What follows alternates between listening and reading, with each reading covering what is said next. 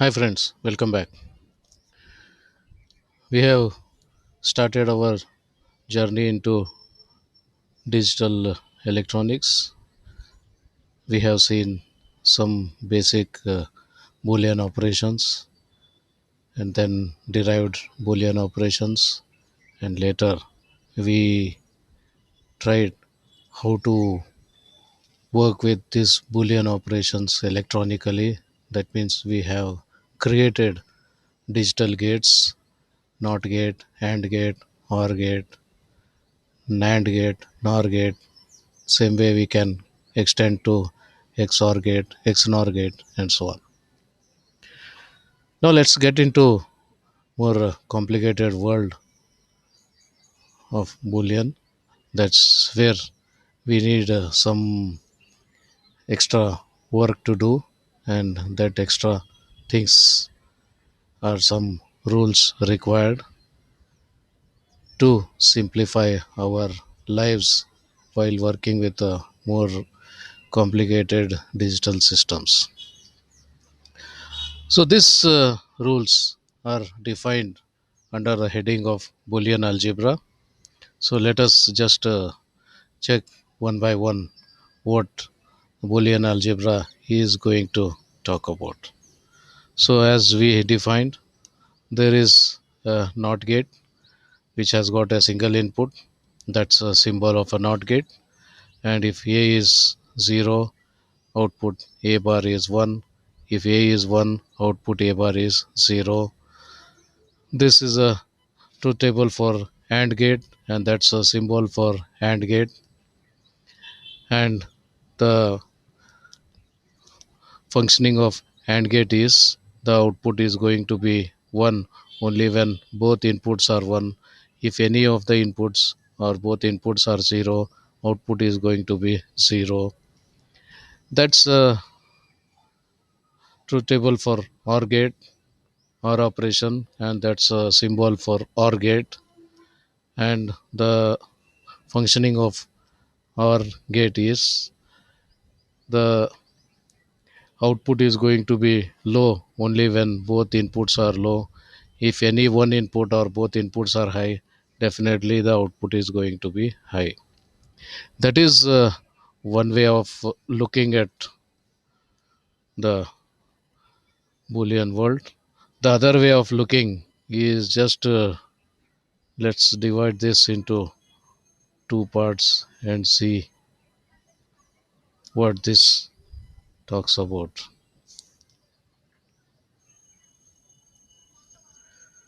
So that means this is one part where a is equal to 0. This is another part where a equal to 1. Right. So when a is equal to 0, what is output? Output is both times 0. That means it doesn't depend on b. So it only a being 0 is sufficient to confirm that the and is 0. That means if one input is 0, I don't have to worry about what the other input is.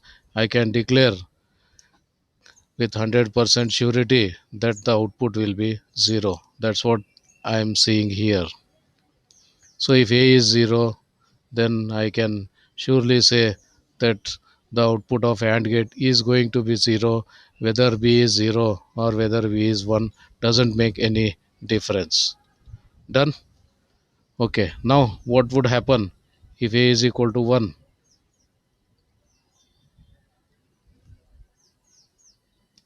Okay. A is equal to 1 is this second half. If A is equal to 1, we are not now we can't surely say that it has to be 0 because sometime it is 0, sometime it is 1. So can we see any pattern? Oh yes, these are same. So that means output is following B. So when one input is 1, then the other input will decide what should be the output. So that means if A is 1, then the output is decided by what B will be. So if B is equal to 0, output is 0. If B is 1, output is 1. That's what we can say. Done. Now let's see this side. Same, let me divide that into two parts, saying what would happen if a is 0 and what would happen if a is 1. Say if a is 0,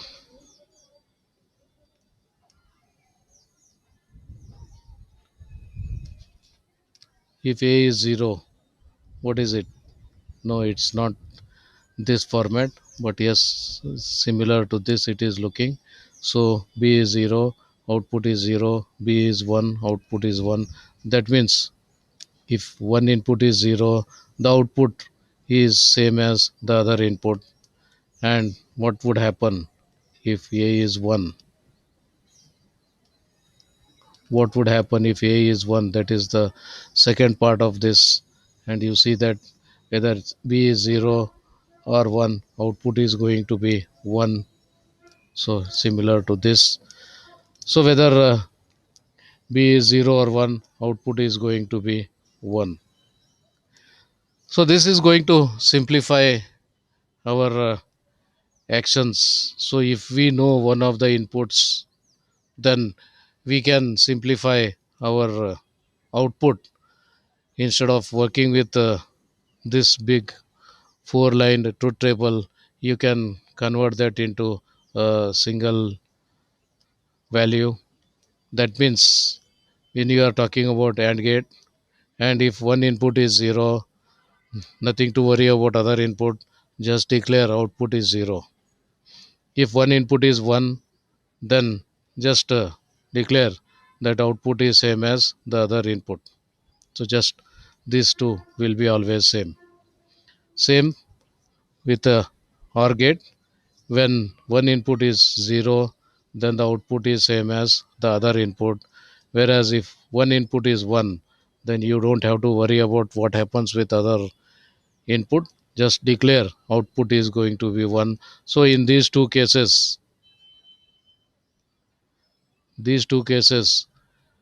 you can say that you need not worry about other inputs. If one of the input is 0 in this case or 1 in this case, then you can surely say what could be the output. So those rules we can put now as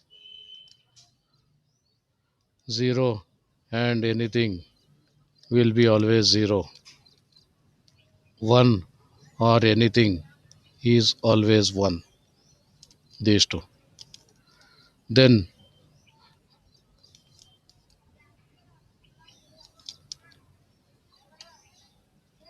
1 and b is always b.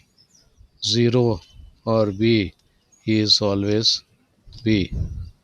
That's the other two conditions. 1 and b is always b. 0 or b is always b. So this way what would happen is this AND operations or operations can be avoided, and we can directly work with the input itself. So it can be the input b, or it can be directly the value 0 or 1. So that's the basic thing we are talking about later. Okay, now next thing is we are talking about a and b. So what would happen if I work with a and b, and what would happen if I work with b and a? That means if the two things exchanged, so this 0 comes here, this 0 comes here, then this value doesn't make any difference, so it still remains 0. If 1 comes here, 0 comes here, then instead of this you are talking about this line. So if it is this, if you take a dot b, you get a 0. If you take b dot a, then also it is 0. That means whether you take this way or the other way, you are going to get value as same. Same with the last one. If it is 1 1, then your exchanging still remains 1 1, therefore output remains 1. So in what we can say is whether you work with a dot b or work with b dot a, the result is going to be the same. Same case, look at here, 0 0 exchange, you don't find any change here, so it still remains 0. If you talk about 0 1, you replace them, interchange, then it becomes 1 1. For 0 1 it was 1, for 1 0 it becomes 1. Now looking at 1 0, if you replace them, it becomes 0 1. For 1 0 it was 1, for 0 1 also it is going to be 1. Therefore it's not going to make any difference. So 1 1, you just change a into b, b into a, then still it remains 1 1 only, so output is going to be 1, and hence we can say a or b is same as b or a. So these two are something to do with the commutative law. These two are something to do with the commutative law. Then a and b and c.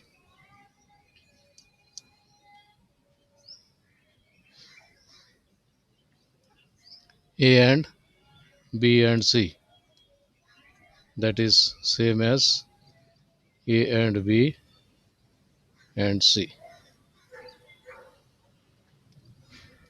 or a or b or c is same as a or b or c.